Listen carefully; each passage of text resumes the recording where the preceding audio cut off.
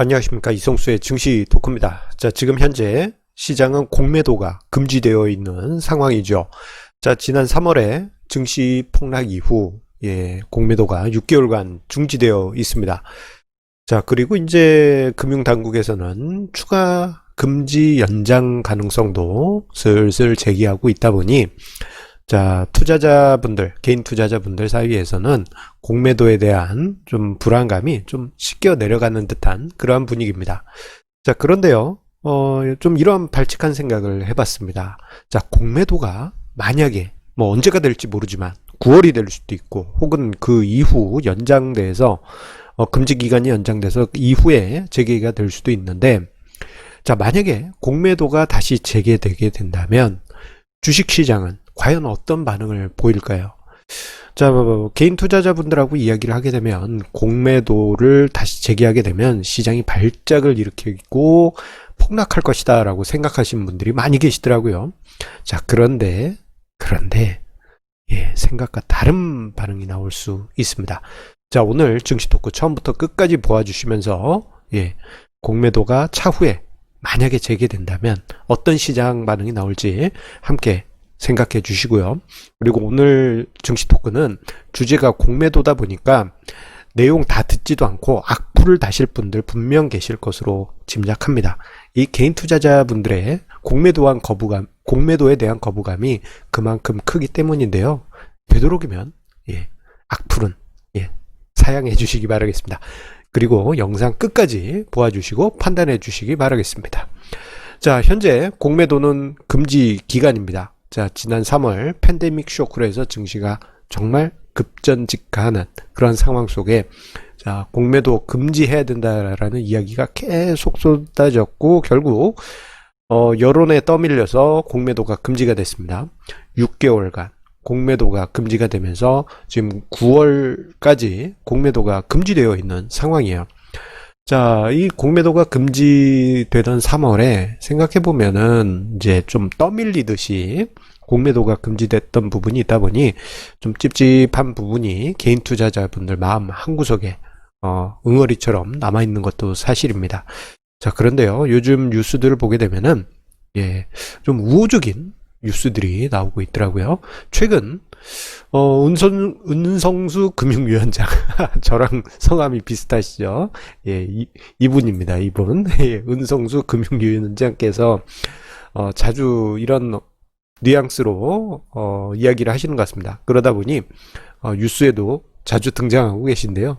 자, 상황에 따라서 공매도 금지 기간을 연장할 가능성을 있다라는 뉘앙스를 피력하고 있고, 금융관계부처에서도 관련된 이야기들, 그리고 공매도가 재개되더라도 여러가지 제도적 보완을 하고 시행하겠다라는 뉘앙스를 언급하고 있습니다. 관련해 가지고 연구 용역을 맡겼다라고 하는 것을 봐서 시가총액 기준을 적용한 홍콩식 공매도나 또는 여러가지 공매도에 참여할 수 있는 범위를 개인 투자자에게 적극적으로 확대한다든가 이런 것도 한꺼번에 고민하고 있는 것 같습니다.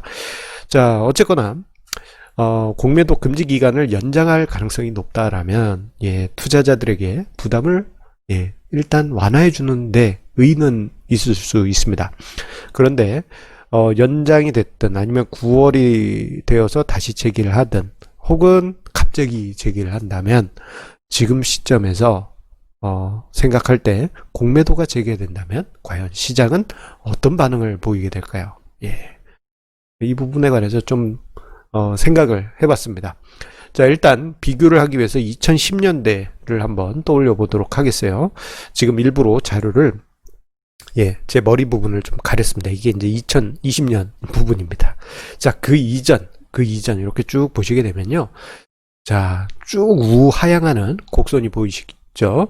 자, 이 노란색 곡선은 이제 국내 주식형 설정 원본 추이고요. 그리고 아래는 개인 투자 자금 순증 추이입니다. 고객 예탁금과 개인 순매매 합계 금액이죠. 자, 한눈에 보시는 것처럼 2010년대 한국 증시는 개인도 돈이 빠져나가고 펀드에서 돈이 빠져나가는 체력이 약해지는 상황이었어요. 자, 이게 뭐 개인이 있어야지만 시장의 역동성이 분명히 있습니다.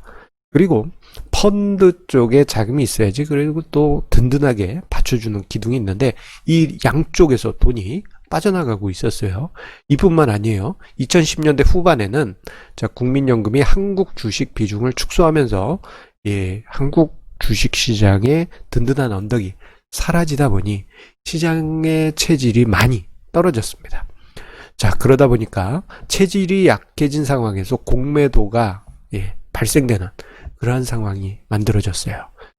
자, 이러다 보니 이제 투자자들 분들께서 느끼실 때도 종목 단위로 허무하게 무너지는 종목들도 나오고 지수 자체도 가는 박스권에 그러한 지지부진한 그러한 흐름이 나타났습니다. 자, 그런데 하필이면 이 시기 때 어떤 일이 있었느냐? 여러분들 요 자료를 보신 분들 그렇게 많지 않으실 겁니다. 지금 이 자료는 한국형 헤지펀드, 즉 한국 국내 운용사가 만든 헤지펀드 자금 규모 추입니다. 이 금융투자협회하고 이런 데서 이제 자료를 종합해서 취합해 본 건데요. 자, 2011년에 2369억 원이었던 한국형 헤지펀드 규모가 제도가 시행되고 여러 가지 제도 보완이 전개되면서 2011년에 2천억 원대 있던 자금 규모가, 헤지펀드 규모가 4년여 만에, 어이구, 제가 잘못 표시했네요. 2015년에 3조 원대로 폭증했습니다. 3조 4천억. 뭐 거의 10배 이상 급증했죠. 그리고 그 후 4년, 2019년에는 34조 원대로 급증했는데 또 이게 10배 증가했습니다. 10배 이상에 10배 이상 더하면 100배 이상 증가한 것이죠. 자금 규모가 폭발적으로 증가했고 2010년대 후반에 한국형 헤지펀드의 자금 규모가 폭발적으로 늘어나게 됩니다. 자, 그런데 이 한국형 헤지펀드가 공매도랑 무슨 관계가 있습니까? 라고 생각하실 수 있어요. 자, 한국형 헤지펀드는 다양한 운용 전략으로 자유롭게 펀드를 운용하는 개념이라고 생각하시면 되는데, 저 헤지펀드들의 대부분이 운영 전략으로 롱숏 전략을 사용했습니다. 일종의 이제 저위험, 차익 거래를 만들 수 있는 방식들을 적용한 것이죠. 그런데 저 롱숏 전략이란 게 뭐냐면 주가가 상승할 것 같은 종목은 사고, 주가가 떨어질 것 같은 종목은 팔고, 이러한 전략을 사용하는 겁니다. 자, 그런데요, 저렇게 헤지펀드 규모가 급격하게 증가한다면 2011년에 비해서 100배 이상 증가했잖아요. 이렇게 증가한다면 어쨌거나 롱숏 중에 숏 부분, 숏 부분 공매도가 늘어나기 때문에 시장 전체적으로 공매도가 증가하는 것은 불가피한 그런 상황이었습니다. 자, 앞서 언급드린 대로 상승할 주식을 매수하고 하락할 주식을 공매도를 치게 되는데, 상승할 주식이다 그러면은 대부분은 시가총액 상위 대형주일 가능성이 높았고요. 하락할 주식이다 그러면 뭐 원래는 고평가되고 버블인 종목, 이런 곳에 이제 공매를 쳐야 되는데 그쪽에도 이제 공매도를 많이 치긴 쳤어요. 대표적으로 이제 우리 개인 투자자분들이 2010년대 후반에 좋아하셨던 셀트리온에 공매도가 많이 몰렸었습니다. 고평가된 거 매도하고, 그리고 저평가된 거 매수해서 그 안에 차익을 목표로 했던 것이죠. 자, 그런데 점점 이게 시간이 갈수록 상승할 만한 종목은 점점 뭐라 그럴까, 이 범위가 축소되면서 시가총액 대형주 중에 핵심 종목으로 압축되고, 하락할 주식은 고평가된 종목뿐만 아니고 거래량이 적어서 그냥 패기만 하면 추세가 꺾여서 확 꺾여버리는 그러한 종목까지도 공매도를 치는 상황이 벌어지게 됩니다. 즉 모든 종목이 공매도에 타겟이 되다 보니 일부 종목 빼고요, 모든 종목이 공매도에 타겟이 되다 보니까 박스권 장세가 나타나고, 그리고 개별 종목 단위에서는 이유 없는 급락이 발생했던 원인이 2010년대에 주로 나타났는데, 그 이유가 바로 공매도의 급부상이 뭐 여러 가지 다른 원인도 있습니다만 중요한 원인으로 급부상하게 됩니다. 자, 그런데요, 2020년 상황이 완전히 바뀌었습니다. 2010년대는 체력이 약해지는 과정이었죠. 에너지가 쭉쭉 빠져나가서 밥도 못 먹고 그냥 뭐 힘만 쓰고 막 그런 힘이 쭉 빠진 상황입니다. 2010년대 증시가 그랬어요. 그런데 지금은 자 여유롭게 쉬면서 밥을 맛있게 퍽퍽 계속 먹은 사람처럼 에너지가 넘쳐납니다. 동학개미 운동이라고 우리가 부르는 개인 투자자의 대규모 자금 유입이 시장에 유입이 되면서 자 개인 투자자가 고객이 탁금 들어서 더하기 순 매수 코스피 코스닥 순 매수한 요 금액 합산이 60조 원에 이릅니다. 예, 그리고 개인이 코스피 코스닥에서 순 매수한 금액이 40조 원이에요. 40조 원에 이르러요. 자, 이거 엄청난 금액입니다. 사람들과 얘기를 하다 보면 40조 원 저거 얼마 크다고 그냥 한 40원 이야기하듯이 그렇게 말씀하시는데 40억도 없으시면서 말입니다. 40조 원은 어마어마한 금액입니다. 그것을 40조 원을 40원 대하듯이 그렇게 생각하시면 안 돼요. 전 개인 투자자분들이 전 어마어마한 자금을 증시로 끌고 온 겁니다. 자, 어느 정도냐? 국내 주식형 펀드 순 자산액이 전체 자산액이 40조 원 수준입니다. 개인이 순 매수한 금액이 올해 40조예요. 매수 한 개. 전체 순 자산이 아니고 매수한 것만 40조 원입니다. 비교 자체가 불가능하죠. 자, 그리고 외국인 국저별 국내 주식 보유 금액을 보게 되면 자, 미국을 제외하고 다른 국가들 2등부터 해서 쭉 꼴찌 국가들 보게 되면 자, 2등인 국가 자체가 간신히 40조 넘었고 여타 국가들은 30조, 20조 쭈루룩 그 이하로 내려가게 됩니다. 보유하고 있는 금액이 그래요. 올해 개인 투자자가 순매수한 40조 원이라는 규모는 그렇게 엄청나게 크고 강력한 금액입니다. 자, 지금 제 머리 위에 있는 개인 투자자금 순증 추이를 보시더라도 이거 무슨 송곳을 세워 놓은 것 마냥 뾰족하게 개인 투자자 자금이 팍 올라와 있지 않습니까? 자, 그리고 이 자금은 개인 매수세로 나타나면서 시장 전체에 고르게 유동성을 공급하고 있습니다. 그런데 이게 왜 중요하냐? 바로 지금 개인 투자 자금 순증이 아주 기운 넘치게 일어선 것처럼 주식시장의 에너지도 커졌기 때문에 공매도 투자자 입장에서는 이건 쉬운 상황이 아닙니다. 왜냐하면 체력이 강화된 지금 이 시장에서 아주 기세가 아주 세요. 그냥 우르르 달려가는 엄청난 대규모의 병력을 보는 것 같습니다. 100만 대군 이런 분위기 있지 않습니까? 이런 시장에서 공매도를 친다?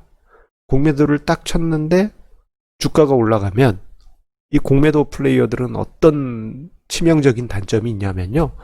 주가가 상승할 때 손실이 무제한입니다. 이론적으로. 그래서 주가가 상승하게 되면요. 그냥 본인들이 이거는 버블이기 때문에 내가 공매도 쳤어 라고 생각했더라도 주가가 치고 올라가면 되사들여야 됩니다. 되사들이는 게 뭡니까? 쇼커버링 해야 된다는 것이죠. 자, 최근에 이런 현상이 테슬라, 미국 테슬라에서 나타났어요. 테슬라 버블이네 해가지고 공매도 쳤던 물량들 분명 많이 있을 텐데 주가가 계속 상승하니까 임계치를 벗어나는 순간 쇼커버링 하면서 테슬라 주가가 무슨 개별 잡주처럼 펑펑 튀어 올라갔지 않습니까? 자, 그런 현상이 시장에서 나타날 수밖에 없습니다.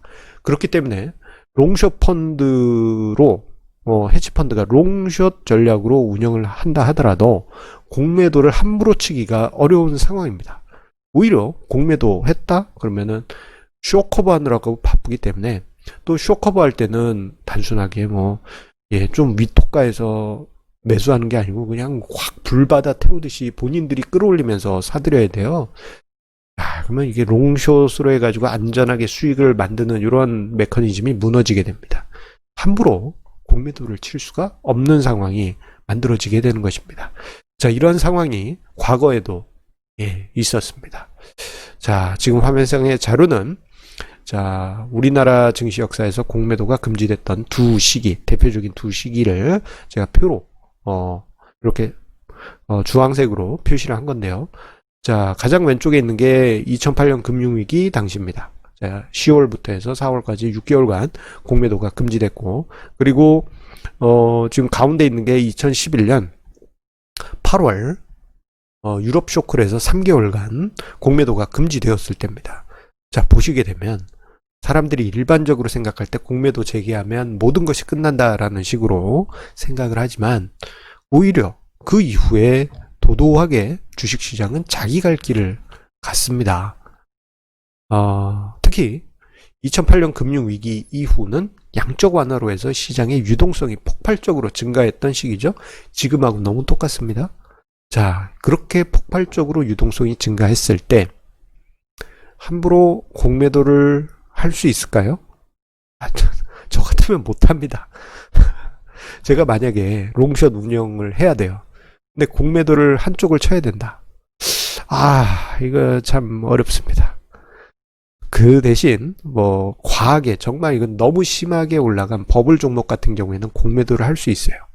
자, 앞으로 만약에 공매도가 제기되면 너무 심한데 하는 종목에는 공매도 물량이 나오면서 일시적으로 심리적인 영향을 줄 수 있겠지만 큰 판에서는 2010년대랑 전혀 틀리게 시장 전체적으로 오히려 공매도가 나오면 쇼커버링 시키고 공매도가 나오면 쇼커버링 시키는 그런 상황이 나타나면서 시장을 오히려 더 뜨겁게 달굴 수가 있습니다.